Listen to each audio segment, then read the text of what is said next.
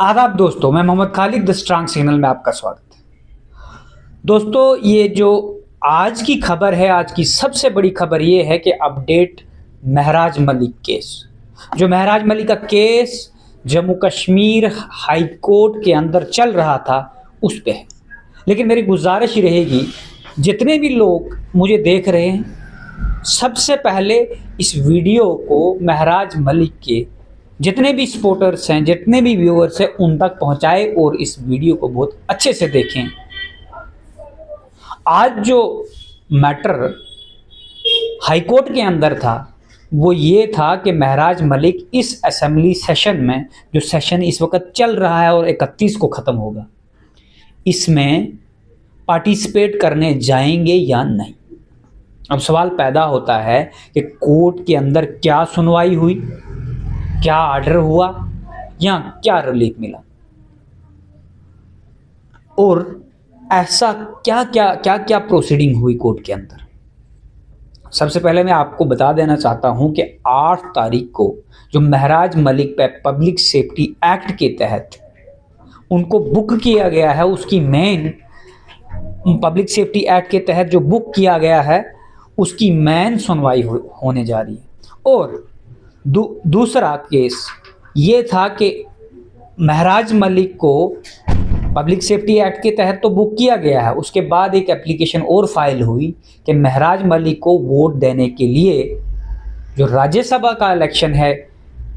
Court से बाहर लाया जाएगा कि नहीं, उसकी एक एप्लीकेशन लगी और वो डिसाइड हुई 18 तारीख को।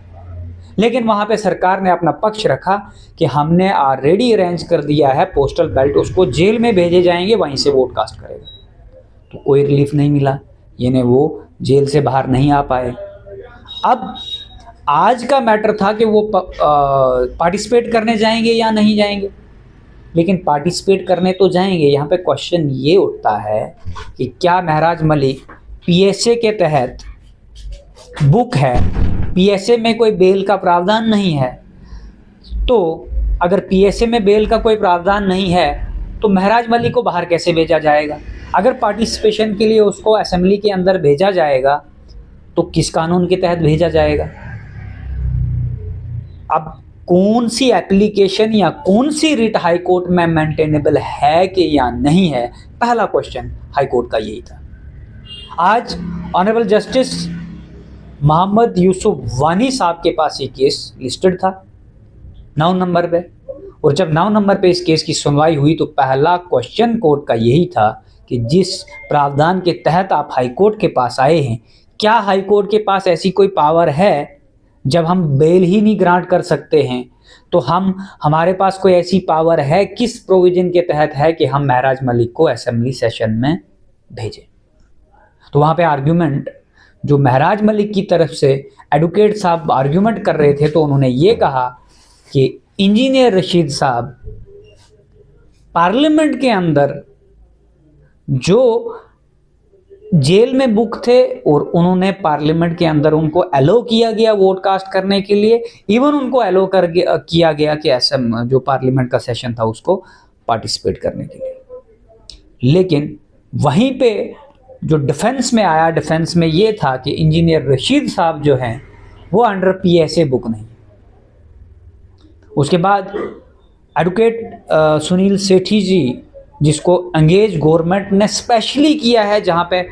Already engage advocate Monika Kohli ji इस केस में थी, लेकिन एडिशनल एडवोकेट को हायर किया है जो बीजेपी के चीफ स्पोक्स पर्सन भी हैं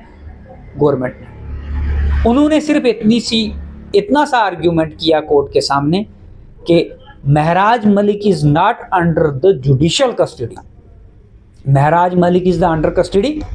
क्योंकि पीएसए लगा है, तो एक डिस्ट्रिक्ट मजिस्ट्रेट ने उसको पब्लिक सेफ्टी एक्ट के अंदर बुक किया है, तो वो स्टेट गवर्नमेंट यानी सेंट्रल गवर्नमेंट अगर है कहीं पे या स्टेट गवर्नमेंट है तो उनकी कस्टडी में है, ना कि जुडिशियल कस्टडी में है। और जुडिशियल कस्टडी में अगर नहीं है तो फर्स्ट कॉन्स्टिट्यूशनल रेमेडी ये थी परिजनों के पास या उनके वकला हजरात के पास, उनको स्टेट गवर्नमेंट के पास जाकर अपनी कॉन्स्टिट्यूशनल रेमेडी जो थी वो एग्जॉस्ट करनी थी। उसके लिए प्रॉपर कानून के प्रावधान और सुप्रीम कोर्ट की गाइडलाइंस सुनील सेठी जी कोट करते हुए कोर्ट को बताया, और कोर्ट को ये बात बताते ही कोर्ट ने इसको